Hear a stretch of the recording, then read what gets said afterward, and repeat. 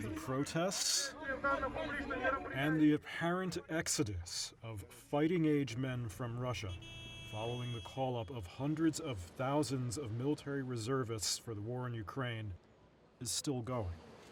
And in one of the countries where they're fleeing, neighboring Georgia, Reuters met several opposing that order. Some who had just arrived and others already here, including a family, one among 40,000 Russians that Georgian authorities say have come to their capital alone since the invasion began. Dmitry Kurylyunok, a father, Ivan Streltsov, an army reservist, and a man named Maxim, who didn't give his last name. We're completely against this war, and we call it for what it is. It's not an operation, it's a war. When we found out about the mobilization, we dropped everything at home and jumped in the car.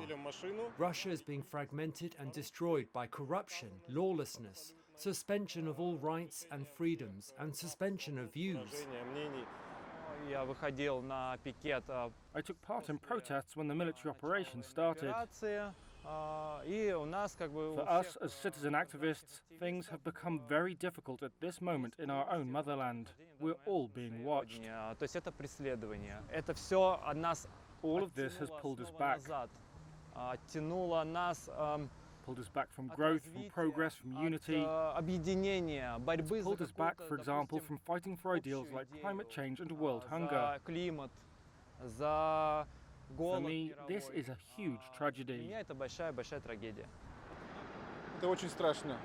It's very scary. I worry about my friends. I'm trying to help my friends to get somewhere else. It's horrible, and I am going to cry now. The situation here in Georgia for these Russians is somewhat complicated. The wave of new arrivals in Georgia is threatening to reignite anti-Russian feelings here. Pro-Ukraine messages are plastered everywhere in the city. Some graffiti even says Russians go home. Apartment prices have also skyrocketed in the last 6 months. At one point on Sunday, the wait time at the border to enter Georgia hit 48 hours, according to Russian state media, who cited local officials. There are similar scenes playing out in Kazakhstan, Finland, and Mongolia.